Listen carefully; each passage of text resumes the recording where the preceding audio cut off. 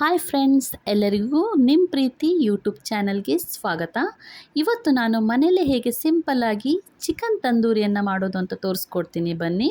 ಇಲ್ಲಿ ನೋಡಿ, ನಾನಿಲ್ಲಿ 4 ಲೆಗ್ ಪೀಸನ್ನು ತಗೊಂಡಿದ್ದೀನಿ.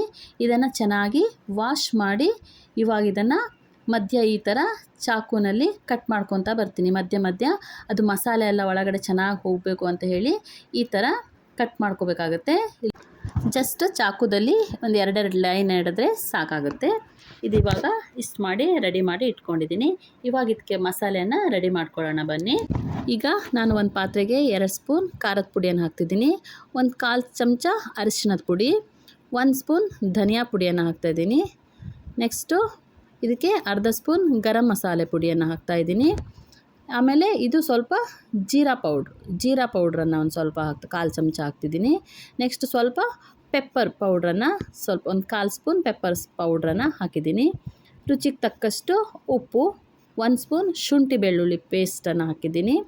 ಇಲ್ಲಿ 2 ಸ್ಪೂನ್ ಮೊಸರು ತೊಗೊಂಡಿದ್ದೀನಿ. ನೆಕ್ಸ್ಟು 2 ಸ್ಪೂನ್ ಕಾರ್ನ್ಫ್ಲೋರ್ ಅಂದರೆ ಜೋಳದ ಹಿಟ್ಟನ್ನು 2 ಸ್ಪೂನ್ ಹಾಕಿದ್ದೀನಿ. ಇದನ್ನು ಇವಾಗ ಚೆನ್ನಾಗಿ ಮಿಕ್ಸ್ ಮಾಡ್ಕೋಬೇಕಾಗುತ್ತೆ. ಇದಕ್ಕೆ ನೀರೇನು ಸೇರಿಸದೆ ಕೈಯಲ್ಲೇ ಚೆನ್ನಾಗಿ ಮಿಕ್ಸ್ ಮಾಡಬೇಕಾಗುತ್ತೆ.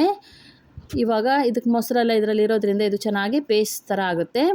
ಇವಾಗ ನೀವು ಚಿಕನ್ ಲೆಗ್ ಪೀಸ್ ರೆಡಿ ಮಾಡಿ ಇಟ್ಕೊಂಡಿದ್ರಲ್ವ, ಅದನ್ನು ಇದಕ್ಕೆ ಹಾಕಿ ಚೆನ್ನಾಗಿ ಮಿಕ್ಸ್ ಮಾಡಬೇಕಾಗುತ್ತೆ. ಕೈಯಲ್ಲಿ ಚೆನ್ನಾಗಿ ಅದ್ರ ಮಸಾಲೆ ಎಲ್ಲ ಅದ್ರ ಒಳಗಡೆ ಹೋಗೋ ಥರ ನೀವು ಚೆನ್ನಾಗಿ ಕೈಯಲ್ಲಿ ಅದನ್ನು ಮಿಕ್ಸ್ ಮಾಡ್ಕೋತಾ ಬರಬೇಕಾಗುತ್ತೆ. ಇದನ್ನು ನೀಟಾಗಿ ಹಚ್ಬಿಟ್ಟು ಈಗ ಇದಕ್ಕೆ ಈ ಟೈಮಲ್ಲಿ ನಾನು 1 ಲಿಂಬುವನ್ನು ಕಟ್ ಮಾಡಿ ಅದ್ರ ಒಳಗಡೆ ಇರೋ ಬೀಜವನ್ನು ತೆಗೆದು ಇದಕ್ಕೆ ರಸವನ್ನು ಸೇರಿಸ್ತಾ ಇದ್ದೀನಿ. ಲಿಂಬು ಚೆನ್ನಾಗಿ ಹಿಂಡಿ ಹಾಕಿ ಕೈಯಲ್ಲಿ ಚೆನ್ನಾಗಿ ಮಿಕ್ಸ್ ಮಾಡಬೇಕಾಗುತ್ತೆ. ಚಿಕನ್ ಒಳಗಡೆ ಉಪ್ಪು, ಖಾರ, ಹುಳಿ ಎಲ್ಲ ಕರೆಕ್ಟಾಗಿ ಮಿಕ್ಸ್ ಆಗಬೇಕು. ಸೊ ಕೈಯಲ್ಲೀಗ ಚೆನ್ನಾಗಿ ಇದನ್ನು ಮಿಕ್ಸ್ ಮಾಡಿ ಇದನ್ನು ಇವಾಗ ಒಂದು ಅರ್ಧ ಗಂಟೆ ನೆನೆಯೋದಕ್ಕೆ ಬಿಡಬೇಕಾಗುತ್ತೆ.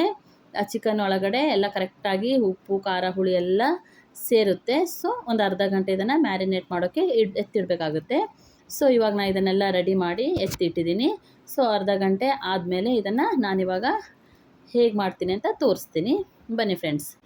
ಇಲ್ಲಿ ನಾನು ಒಂದು ಒಲೆ ಮೇಲೆ ಬಾಣಲೆಯನ್ನು ಇಟ್ಟು ಅದಕ್ಕೆ ಸ್ವಲ್ಪ ಎಣ್ಣೆಯನ್ನು ಹಾಕಿ ಚೆನ್ನಾಗಿ ಮ್ಯಾರಿನೇಟ್ ಮಾಡಿ ಇಟ್ಟಿರುವಂತಹ ಚಿಕನ್ ಲೆಗ್ ಪೀಸನ್ನು ಹಾಕ್ತಾಯಿದ್ದೀನಿ.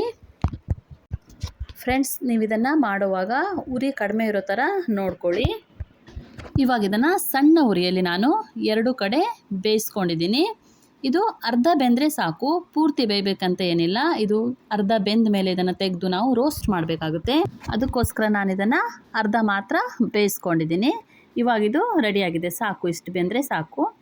ಇವಾಗ ನನ್ನ ಹತ್ರ ಗ್ರಿಲ್ ಇದೆ. ಸೊ ಅದನ್ನು ಒಲೆ ಮೇಲೆ ಇಟ್ಟು ಬಿಸಿ ಆದಮೇಲೆ ಹಾಫ್ ಬೇಯಿಸ್ಕೊಂಡಿರುವಂತಹ ಲೆಗ್ ಪೀಸನ್ನು ಇಟ್ಟು ರೋಸ್ಟ್ ಮಾಡ್ತಾಯಿದ್ದೀನಿ.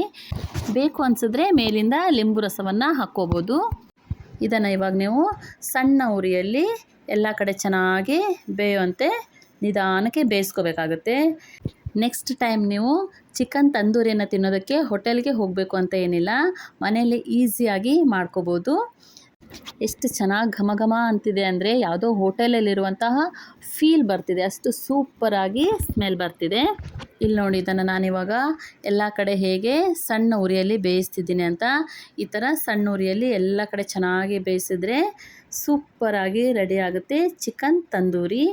ಮನೇಲಿ ಎಲ್ಲರೂ ಇಷ್ಟಪಟ್ಟು ತಿಂತಾರೆ. ಸೊ ನೀವು ಒಂದ್ಸಲ ಟ್ರೈ ಮಾಡಿ ನನಗೆ ಹೇಗೆ ಬಂದಿದೆ ಅಂತ ಕಮೆಂಟ್ ಮಾಡಿ ತಿಳಿಸಿ. ನಿಮಗೇನಾದರೂ ನಾನು ಮಾಡುವಂತಹ ಅಡುಗೆ ವಿಡಿಯೋಗಳು ಇಷ್ಟ ಆದರೆ ದಯವಿಟ್ಟು ಒಂದು ಲೈಕ್ ಮಾಡಿ ಸಪೋರ್ಟ್ ಮಾಡಿ ಫ್ರೆಂಡ್ಸ್. ನೀವೇನಾದರೂ ಇನ್ನೂ ನನ್ನ ಚಾನಲನ್ನು ಸಬ್ಸ್ಕ್ರೈಬ್ ಮಾಡಿಲ್ಲ ಅಂದರೆ ದಯವಿಟ್ಟು ನನ್ನ ಚಾನಲನ್ನು ಸಬ್ಸ್ಕ್ರೈಬ್ ಮಾಡಿ ಫ್ರೆಂಡ್ಸ್.